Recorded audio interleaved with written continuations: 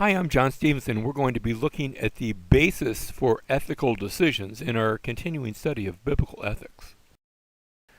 First of all, I want to talk about Darwin and the impact he had on ethics. He comes up with his theory of evolution that he publishes in the 1850s with his Voyage of the Beagle and then his book, The Origin of the Species.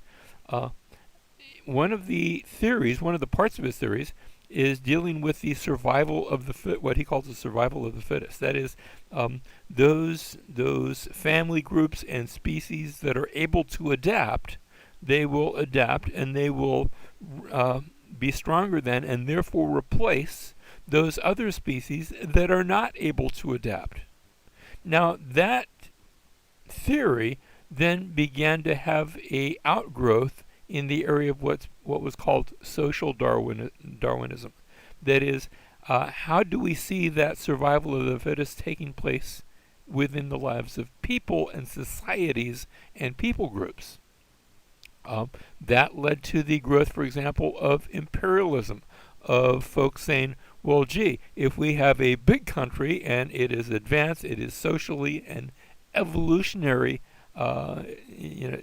that it has evolved and they have achieved a higher order, then it is both their right and maybe even their duty to go and lord it over those smaller countries, because after all, those smaller countries, they're not as strong, they're not the fittest, and so it's okay that they don't survive.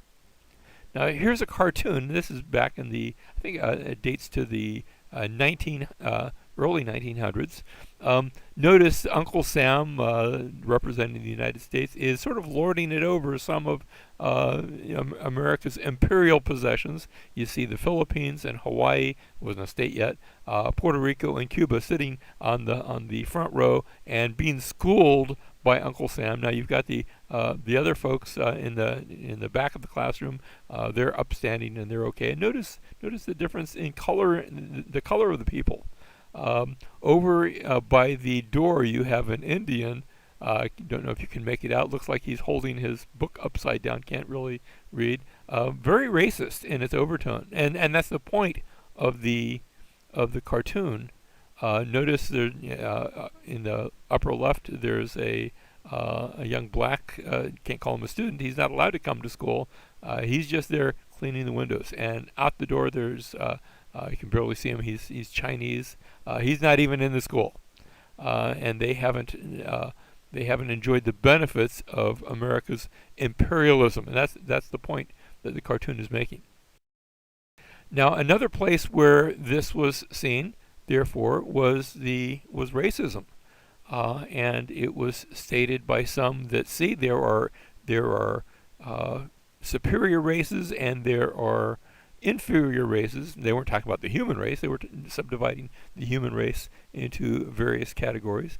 And you eventually see this in Adolf Hitler, who speaks of the Aryan race and how he wants to supplant and do away with those races that he considered to be inferior.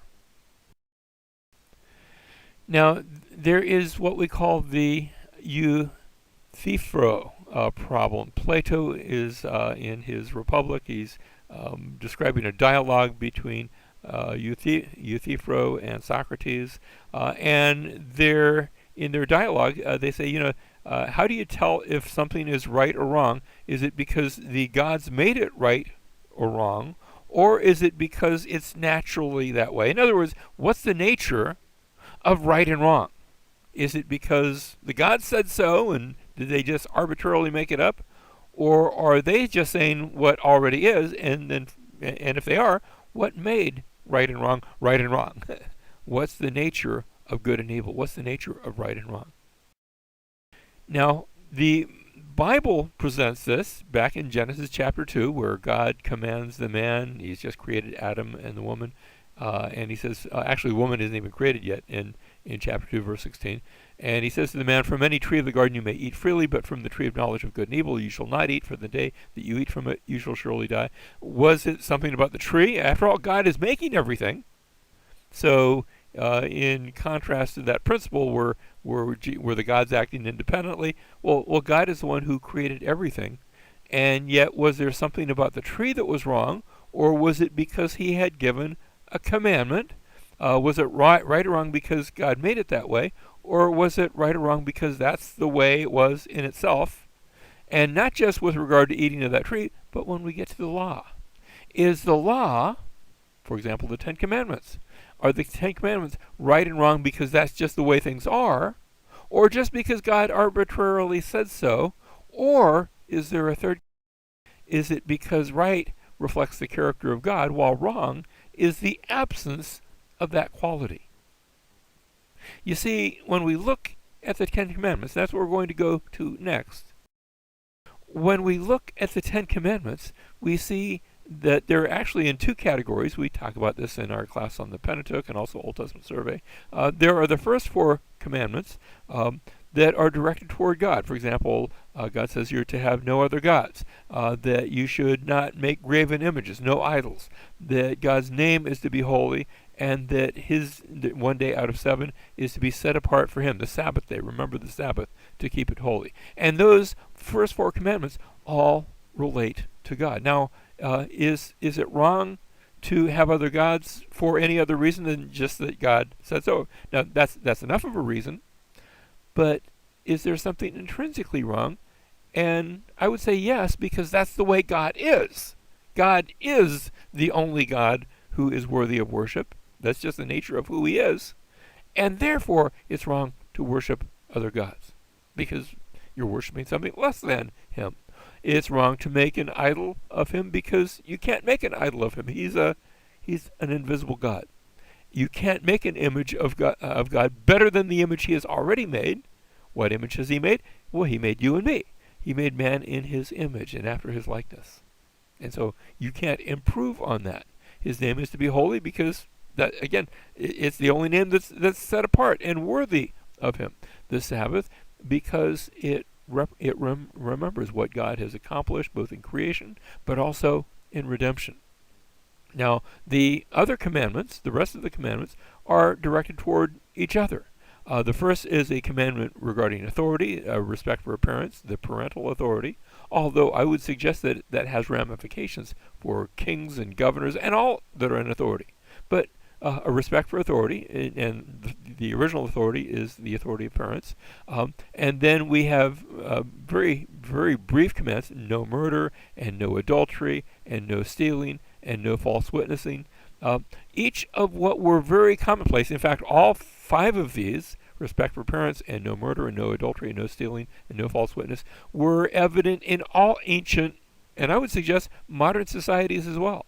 But these commandments were already there in every ancient society. Respect for parents, and commandments against murder and adultery and stealing and false witness. But then we get to the last one.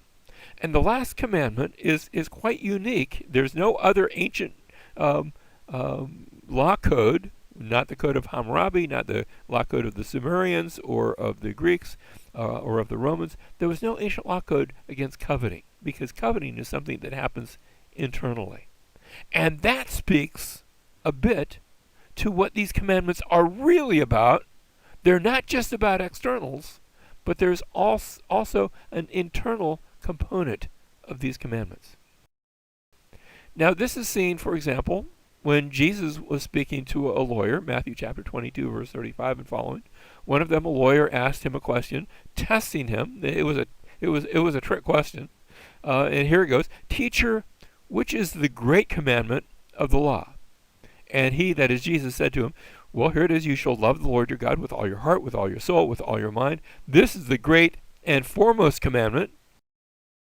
He goes on to say in verse 39, "The second is like it: you shall love your neighbor as yourself. On these 2 commandments depend the whole law and the prophets." In other words, if you want to give sort of a summary of all of the law and the prophets, it's in these 2 commandments: love God and love your neighbor as yourself.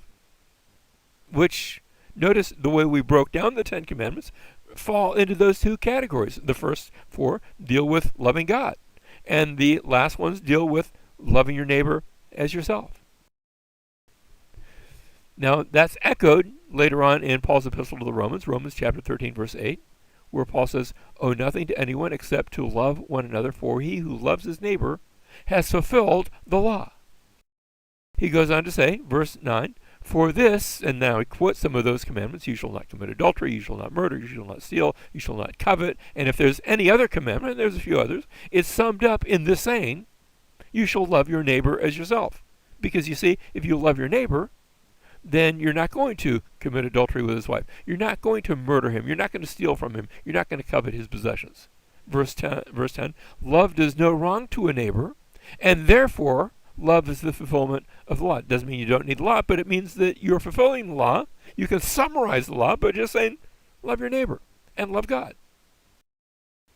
So that means when we look at the 10 commandments, that there is behind those commandments a bigger commandment. The bigger commandment is to love. And that summarizes all of the 10 commandments: to love God, to love your neighbor as yourself. And that love was presented to us in the person of Jesus, who came from the Father, took on flesh, lived among us, and then died for us to show his love for us. John 3:16, "For God so loved the world that he gave his only begotten Son, that whoever believes in him should not perish but have everlasting life."